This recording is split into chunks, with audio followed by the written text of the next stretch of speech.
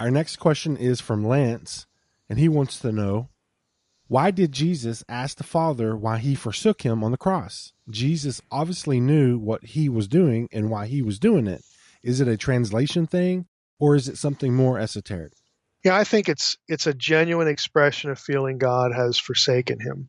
I would just say this generally before we want to jump into some things that I think are helpful here.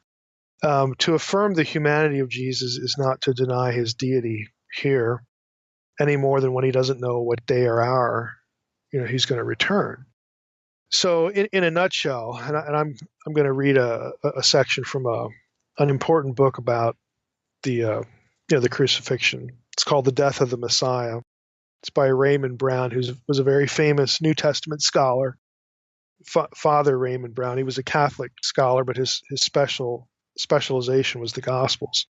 And this is one of the major works on, just like the title says, the death of the Messiah. But in a nutshell, Jesus knows why he's doing what he's doing, that he's there to defeat the powers of darkness and have the solution for the fact that we have to overcome death and the Lord of the dead and all this sort of stuff. He knows Psalms that are going to be read in hindsight about resurrection. He knows all this stuff, okay? But yet it's a very human thing for him to feel left alone and in despair. He prays in Gethsemane, if it's possible, please, take this cup from me, and but it turns out it's not. And so when he has to bear the sins of the world, and God doesn't intervene and do it a different way, I think this is a genuine expression of despair. Jesus is human. He's not just God. He is God, but he's also human. And this is one of those things where I think we just need to take it at face value and not try to dress it up and pretend it isn't there anymore, like I said a few minutes ago about Jesus not knowing the precise day or hour that he's going to return. The humanity of Christ shows in different passages in different ways. I think we have an instance of that here.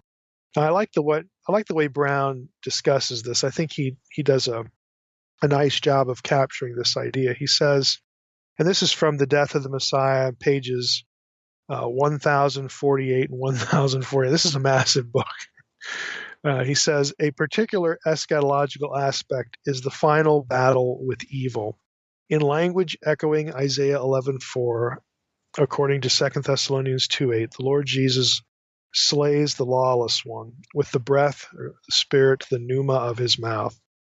In Acts 8:7, we have this idea of bo'an or phone megale, this great voice, great sound, to describe the shriek of unclean spirits as in defeat when they come out of the possessed. So he's comparing this language to the language of Jesus' anguish, when he cries out. Does the violent description of Jesus' outcry, this is Brown now, suggest that in his death struggle with evil he feels himself on the brink of defeat, so that he must ask why God is not helping him? In any good drama, the last words of the main character are especially significant. It is important for us then to ask how literally we should take, my God, for what reason have you forsaken me? Again, quoting from Psalm 22, verse 2. Brown says, there is much to encourage us to take it very literally on the level of the evangelist's portrayal of Jesus. In the tragic drama of Mark and Matthew, in the Passion narrative, Jesus has been abandoned by his disciples and mocked by all who have come to the cross. Darkness has covered the earth. There is nothing that shows God acting on Jesus' side.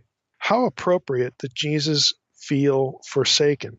His why, the question, is that of someone who has plumbed the depths of the abyss and feels enveloped by the power of darkness. Jesus is not questioning the existence of God or the power of God to do something about what is happening. He is questioning the silence of the one whom he calls my God. If we pay attention to the overall structure of Mark and Matthew in the Passion narrative, that form of addressing the deity is itself significant. For nowhere previously has Jesus ever prayed to God as God. Mark and Matthew begin the Passion narrative with a prayer in which the deity was addressed by Jesus as Father. The common form of address used by Jesus and one that captured his familial confidence that God would not make the son go through the hour or to drink the cup. Yet that filial prayer, reiterated 3 times, was not visibly or audibly answered.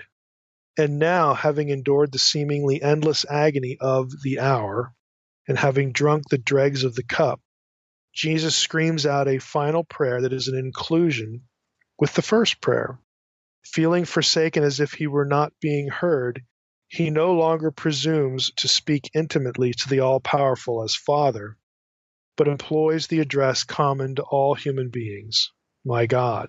Brown continues, I'll give you a little bit more of an excerpt here. On theological grounds, some challenge more directly a literal interpretation of Mark and Matthew. The charge is made that to take literally the wording about God forsaking or abandoning Jesus would be to deny Jesus' divinity. Certainly, Mark did not imply such a denial, for immediately after Jesus' prayer in 1534, we find the climactic confession of Jesus as God's Son. That's Mark 15:39. Still another objection finds despair being attributed to Jesus in a literal interpretation of the prayer. Despair, understood as the loss of hope in God or of salvation, is considered a major sin, and the New Testament affirms that Jesus committed no sin. This is a rather pointless objection, however, for nothing in the Markan passage suggests a sense of the loss of salvation or forgiveness or even the need thereof. Jesus is praying, and so he cannot have lost hope. In other words, if he'd lost hope, why would he pray? Calling God my God implies trust.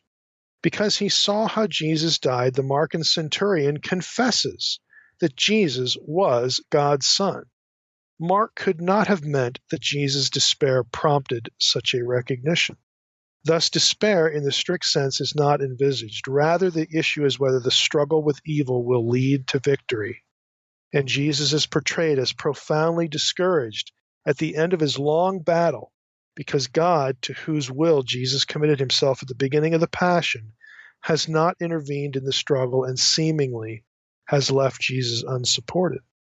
That this is not true will become apparent the second that Jesus dies, for then God will rend the sanctuary veil and bring a pagan, again the centurion, to acknowledge publicly Jesus' divine sonship.